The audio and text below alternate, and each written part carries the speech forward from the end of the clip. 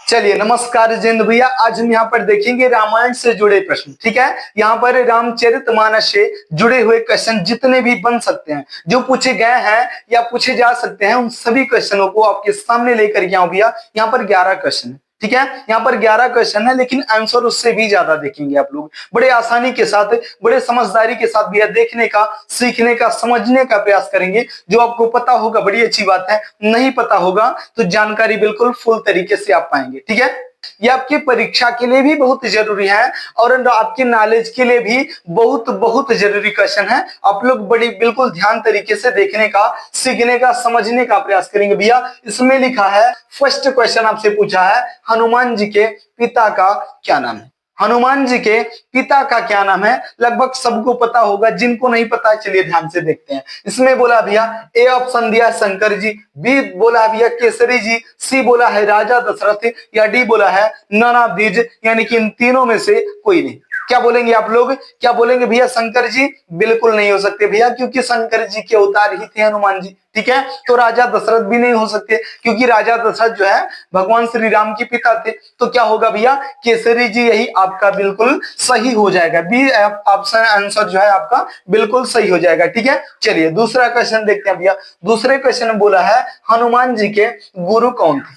हनुमान जी के गुरु कौन थे भैया? ऑप्शन भैया बता दो क्या है। ऑप्शन में बोला भैया, ए मतंग ऋषि, बी बोला भैया भगवान शंकर, सी बोला भैया सूर्यदेव, या डी बोला है नन ऑफ दीज, यानी कि इन तीनों में से कोई नहीं। क्या बोलेंगे भैया कि हनुमान जी के गुरु कौन थे?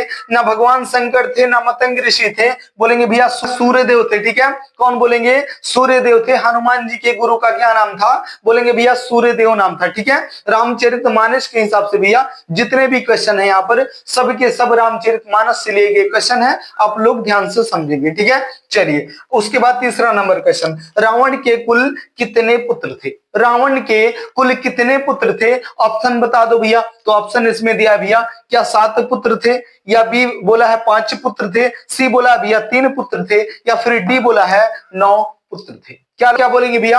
आप लोग बोलेंगे भैया 7 थे, 5 थे, 3 थे, या 9 थे? तो आप लोग बोलेंगे भैया कि रावण के 7 पुत्र थे। कितने पुत्र थे? 7 पुत्र थे। ध्यान से समझेंगे। अगला क्वेश्चन बोला है, रावण के सबसे बड़े बेटे का क्या नाम है? रावण के सबसे बड़े बेटे का क्या नाम है? बोलेंगे भैया अक्षय कुमार, बी बोला है नारायणतक, या सी बोला है मेघनाथ, या डी बोला है प्रहस्त। क्या हो जाएगा?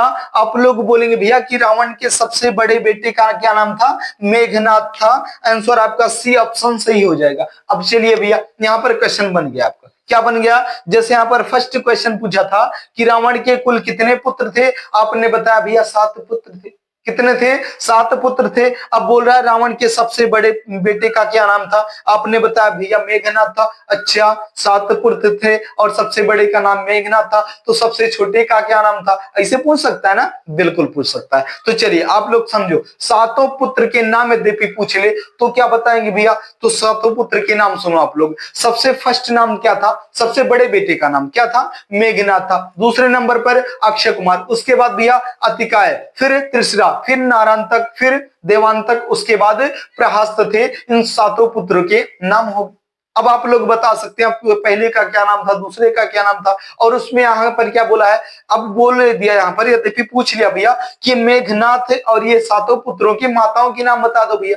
फिर क्या बताएंगे? तो आप लोग बोलेंगे भैया कि मेघनाथ और अक्षय कुमार, मेघनाथ और अक्षय कुमार रानी मंदोदरी के पुत्र थे।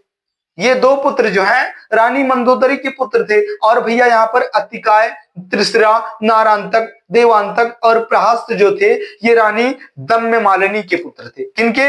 दम्यमालिनी, रानी दम्यमालिनी के पुत्र थे। ये 5 पुत्र रानी दम्यमालिनी के पुत्र थे, और अक्षय कुमार और मेघनाथ जो थे वो मंदोदरी के पुत्र थे। ठीक है, चलिए अगला क्वेश्चन देखते हैं भैया। अगला क्वेश्चन यहाँ पर क्या हो गया? 5वां नंबर क्वेश्चन, गुरु वाल्मीकि के गुरु कौन थे? गुरु वाल्मीकि के गुरु कौन थे? अब आप लोग बताएंगे। ठीक है, इसमें पूछ लिया भैया कि गुरु वाल्मीकि के गुरु कौन थे। अब आप लोग बताएंगे कि देवर्षि नारद थे, या फिर दूसरा ऑप्शन बोला है भगवान शंकर थे, या तीसरा नंबर बोला है क्या, भगवान परशुराम थे। क्या बोलेंगे आप लोग? आप लोग भगवान परशुराम बोलेंगे, या भगवान शंकर बोलेंगे, या देव ऋषि नारद बोलेंगे? क्या बोलेंगे भैया? आप लोग बड़े आसानी से, बड़े समझदारी के साथ बता सकते हैं भैया कि ये थे कौन थे? देव ऋषि नारद थे। ठीक है, गुरु वाल्मीकि को गुरु कौन थे? देव ऋषि नारद थे, जो उनको बहुत सुंदर शिक्षा दी। उनका पहले नाम था डाकू रत्नाकर। ठीक है, डाकू रत्नाकर थे। कौन थे? गुरु वाल्मीकि जो है डाकू रत्नाकर थे, लेकिन देव ऋषि नारद ने उनको सुंदर शिक्षा दे करके बिल्कुल भगवान के प्रति, भक्ति के प्रति इतना जागरूक किया कि वो गुरु बन गए। उल्टा नाम जपत जग जाना, वाल्मीकि भी ब्रह्म समाना। इतनी सुंदर शिक्षा दी देव ऋषि नारद ने कि डाकू रत्नाकर जो थे, डाकू रत्नाकर जो थे, वो सीधा गुरु वाल्मीकि बन गए। ठीक है, गुरु वाल्मीकि बन गए। इसलिए गुरु का महत्व जो है बहुत बड़ा होता है भैया, गुरु का महत्व बहुत बड़ा होता है। चलिए आगे भी देखेंगे, समझ में आएगा। ठीक है, छठा नंबर क्वेश्चन बोला है भगवान श्री राम के मुख्य गुरु कौन थे? भगवान श्री राम के मुख्य गुरु कौन थे? चलिए देखते हैं। जैसे बोला कि गुरु वशिष्ठ थे, बी बोला है सूर्यदेव थे, सी बोला है मतंग ऋषि थे, या डी बोला है गुरु वाल्मीकि थे। कौन थे भैया? आप लोग बड़े समझदारी के साथ बोल सकते हैं भैया कि गुरु वशिष्ठ जो थे, गुरु वशिष्ठ उनके प्रथम गुरु थे। किसके? भगवान श्री राम के मुख्य गुरु कौन थे? गुरु वशिष्ठ थे। उसके बाद तो भैया कि गुरु विश्वामित्र भी भगवान श्री राम के गुरु बने, मुनि अगस्त भी बने। ऐसे बहुत सी मुनियों के साथ पास में गए और अनेक प्रकार की शिक्षा और विद्या प्रदान की गुरुओं ने, और भगवान श्री राम जो है अपने जीवन को सफल बनाए और अपने गुरुओं का मान भी बढ़ाया। ठीक है, क्या होता है भैया कि जब भी कोई विद्यार्थी सफल होता है तो उसका ही नहीं, उसके गुरु का भी सम्मान बढ़ता है। ठीक है, बिल्कुल उसी प्रकार से भगवान श्री राम ने किया। ठीक है, चलिए देखते हैं अगला क्वेश्चन भैया। अगला क्वेश्चन बोला भैया कि 7वां नंबर क्वेश्चन, रावण के गुरु का क्या नाम था? अब देखो यहाँ पर भगवान श्री राम के भी एक गुरु थे जो, और रावण का कौन सा गुरु था जो रावण को यहाँ पहुंचा दिया? कहाँ पहुंचा दिया? बिल्कुल उसके विनाश पर पहुंचा दिया। क्यों? क्योंकि शिक्षा कभी भी जब भी गलत होगी भैया जीवन को असफल कर देती है, सफल नहीं असफल कर देती है। सब कुछ रहते हुए भी कुछ नहीं रह जाता। इसलिए शिक्षा लिए अपने जीवन में सबसे ज्यादा महत्व किसका होता है भैया? गुरु का होता है। जब भी अच्छे गुरु मिल जाए भगवान की कृपा से ना, तो जीवन सफल ही हो जाता है। ठीक है, जैसे यहाँ पर देखेंगे भगवान श्री राम का जीवन आप देखिए। अब यहाँ पर देखो रावण के गुरु का क्या नाम था? आप लोग बोलेंगे भैया ऑप्शन है यहाँ पर, गुरु शुक्राचार्य था, फिर ऋषि विश्वा था, या फिर मुनेन्द्र ऋषि था, या फिर भगवान शंकर थे। कौन थे गुरु? भगवान शंकर थे, या फिर मुनेन्द्र ऋषि थे, या फिर ऋषि विश्वा थे, या फिर शुक्राचार्य थे? आप लोग बोलेंगे भैया कि रावण के गुरु शुक्राचार्य थे। क्यों? क्योंकि यहाँ पर आपको पता होगा भैया कि गुरु शुक्राचार्य जो थे वो दैत्य के गुरु कहे जाते थे, राक्षस गुरु थे। तो इसलिए शुक्राचार्य ने लगभग जितने भी राक्षस हुए लगभग सभी राक्षसों को विद्या अर्पण की, विद्या दी भैया। किसने दी? शुक्राचार्य ने। असुरों को जो है बल किसने दिया? शुक्राचार्य ने दिया। विद्या किसने दिया? शुक्राचार्य ने दिया। क्यों? क्योंकि देखिए आप लोग यहाँ पर देखेंगे रावण के गुरु का क्या नाम था? शुक्राचार्य था। अब शुक्राचार्य ने ऐसी शिक्षा दी कि रावण कहां से कहां पहुंच गया। रावण के प्रथम गुरु शुक्राचार्य नहीं थे, प्रथम गुरु उनके पिता और उनके बाबा थे। उनके पिता का क्या नाम था? ऋषि विश्वा था। ठीक है, रावण के पिता का नाम ऋषि विश्वा था और बाबा का नाम क्या था? पुलस्त ऋषि था। ठीक है, पुलस्त ऋषि था। तो पहले उनके बाबा और पिता ने शिक्षा दी थी। कौन सी विद्या दी थी भैया? उनको शस्त्रों का और शास्त्रों का भी ज्ञान दिया। ठीक है, लेकिन उसके बाद गुरु कौन बने? गुरु शुक्राचार्य बना, जो कि गुरु शुक्राचार्य ने उनके पूरे जीवन को सफल क्या बनाए, अब वहां तक पहुंचाए तो। लेकिन लास्ट में क्या हुआ कि उनकी शिक्षा गलत थी, इसलिए वो भगवान श्री राम को हो सकता है ना पहचान पाए हो, और गुरु शुक्राचार्य के विद्या से ही उनके मन में पाप बैठा और वो नारायण से लड़ गए, भगवान श्री राम से लड़ गए, और उसका कारण क्या हुआ कि रावण का विनाश हो गया। ठीक है, रावण का विनाश हो गया। बिल्कुल उसी शुक्राचार्य ने और किसको दी थी शिक्षा? और दी थी भैया हिरण्यकश्यप को। हिरण्यकश्यप को क्या हुआ? उनका भी भैया मौत ही हुआ लास्ट में। ठीक है, और किसको दिया? राजा बलि को दिया। उसके बाद किसको दिया? त्रिशुरा को दिया। बहुत से असुरों को शिक्षा दी। और यहाँ पर शिक्षा की बात तो दूर, लेकिन यहाँ पर क्या होता था, जो असुर मर जाते थे लड़ते लड़ते, उनको वो पुनः जीवित भी कर देते थे। कैसे? संजीवनी विद्या से वो पुनः असुरों को जीवित भी कर देते थे कि आप जो है भगवान से लड़ो। ठीक है, ये थे गुरु के महत्व। आप देख रहे हैं ना। चलिए अगला देखते हैं, विभीषण के गुरु का क्या नाम था। अब यहाँ पर देखो आप लोग, एक गुरु थे जो भगवान श्री राम के गुरु थे, दूसरे गुरु बने जो रावण, उसी बाप के बेटे उसी दादा की नाती रावण थे, और उसी बाप के बेटे उसी दादा की नाती विभीषण थे। दोनों में फर्क देखो, देखो गुरु का महत्व कहाँ होता है। ऑप्शन ए बोला है महर्षि अगस्त्य थे, ऑप्शन बी बोला है मोनेन्द्र ऋषि थे, ऑप्शन सी बोला है शुक्राचार्य थे, ऑप्शन डी बोला है मतंग ऋषि थे। क्या बोलेंगे आप लोग बोलेंगे भैया, क्या बता देंगे आप लोग बोलेंगे भैया इसमें कि मोनेन्द्र ऋषि थे। कौन थे? मोनेन्द्र ऋषि थे, जो कि विभीषण के गुरु बने। विभीषण के गुरु क्या उनसे शिक्षा दी? शिक्षा दीक्षा तो दी भैया, साथ में उन्हें भक्ति भी प्रदान की, बताई कि भगवान की भक्ति कैसे करते हैं, इंसान को पहचानते कैसे, पहचानने की क्षमता दी। और उसी पहचानने की क्षमता से विभीषण ने एक नजर में भाप लिया कि भगवान श्री राम जो है वो नारायण के अवतार हैं, इनसे युद्ध नहीं किया जा सकता। और ये रावण के गुरु शुक्राचार्य थे, जो कि उनको सब कोई छोटा ही दिखता था, चाहे स्वयं नारायण ही क्यों ना आ जाए, वो लड़ने के लिए तैयार था। क्यों? क्योंकि उसने ठान ली थी कि भगवान से भी हमें युद्ध करना है। और शुक्राचार्य और विभीषण के गुरु कौन थे? मुनिंद्र ऋषि थे, जो हमेशा बताते थे कि भगवान को जीतने का कौन सा रास्ता है? भक्ति। तो उन्होंने उनको भक्ति प्रदान की और भगवान भोलेनाथ की भक्ति भी मिली। और उन्हीं गुरु के शिष्य मुनिंद्र ऋषि के शिष्य ही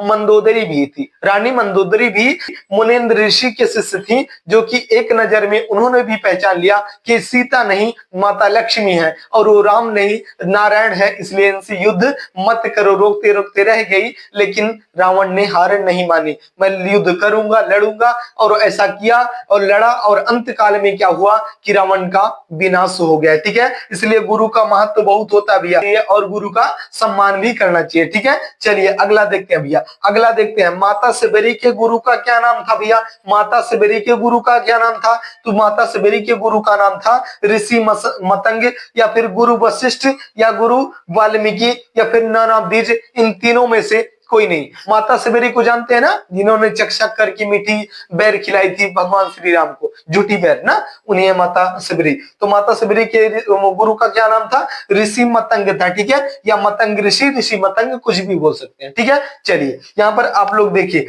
कि माता सबेरी के गुरु का क्या नाम था? ऋषि मतंग था। चलिए 10वां नंबर क्वेश्चन, श्री राम। अब आप लोग पढ़ने में इतना बिजी हो गए भैया कि वीडियो को लाइक करना और चैनल को सब्सक्राइब करना भूल रहे हैं, तो वीडियो को लाइक तुरंत कर दो और चैनल को भी सब्सक्राइब कर लो। ठीक है, चलिए अगला क्वेश्चन, 10वां क्वेश्चन देखते हैं भैया। श्री रामचरितमानस में कुल कितने कांड हैं? श्री रामचरितमानस में कुल कितने कांड हैं? ऑप्शन ए बोला भैया 5 कांड, ऑप्शन बी बोला है 7 कांड, ऑप्शन सी बोला है 4 कांड, ऑप्शन डी बोला है 9 कांड। क्या बोलेंगे भैया?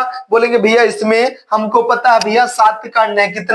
श्री रामचरितमानस में कुल कितने कांड हैं? बोलेंगे 7 कांड है। चलिए भैया, यद्यपि 7 कांड है तो 7 कांडों के नाम बता दो। आप लोग बोलेंगे भैया कि फर्स्ट कांड आता है जो, उसको बाल्य कांड कहते हैं। ठीक है, बाल्य कांड में क्या होता है? भगवान श्री राम बिल्कुल बच्चे होते हैं। ठीक है, तो बाल्य कांड होता है, उसके बाद अयोध्या कांड आ जाएगा, फिर अरण्य कांड आ जाएगा, उसके बाद किष्किंधा कांड होता है, फिर सुंदर कांड होता है, फिर लंका कांड होता है, उसके बाद में क्या होता है भैया? उत्तर कांड होता है। उत्तर कांड में क्या होता है? भगवान श्री राम का राज्याभिषेक होता है जब वो वनवास से आते हैं। ठीक है, तो कितने कांड हो गए? कुल मिलाकर के 7 कांड हो गए, और 7 कांड हमने आपको बता दिए। ठीक है, चलिए अगला क्वेश्चन देखते हैं भैया, 11 नंबर क्वेश्चन, श्री रामचरितमानस में कुल कितने श्लोक हैं? श्री रामचरितमानस में कुल कितने श्लोक हैं? कौन बताएगा? मैं नहीं बताऊंगा, इसको आप लोग बताएंगे। ठीक है, कहां पर बताएंगे? कमेंट बॉक्स में बताएंगे कि श्री रामचरितमानस में कुल कितने श्लोक हैं। ये भैया जो आपने देखा, सुना, समझा, वो जानकारी के लिए भी और परीक्षा के लिए भी, दोनों के लिए बहुत बहुत जरूरी था। जो भी हम बोल पाए, जो हम आपको समझा पाए, जो आपको सिखा पाए, समझाने सिखाने का भरपूर प्रयास किया भैया। तो इसलिए आप लोग वीडियो को लाइक जरूर करेंगे। आपको यदि सफल लगे थोड़ा सा मेहनत, आपको लगे हाँ भैया कि थोड़ा सा मेहनत हुई है, तो वीडियो को लाइक जरूर करेंगे और चैनल को सब्सक्राइब भी कर लेंगे।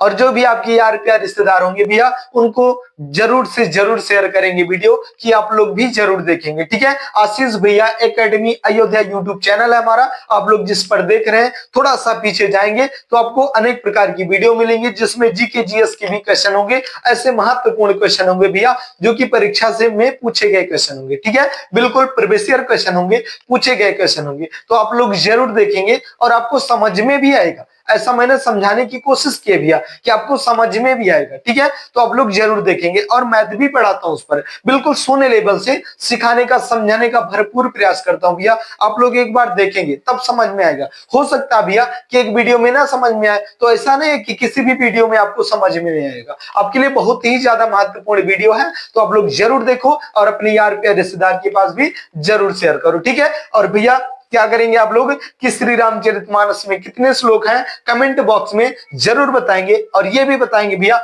कि आपको वीडियो कैसी लगी। ठीक है, चलिए फिर मिलेंगे किसी अगली टॉपिक पर किसी अगले वीडियो में, तब तक के लिए लेते हैं इजाजत। जय हिंद।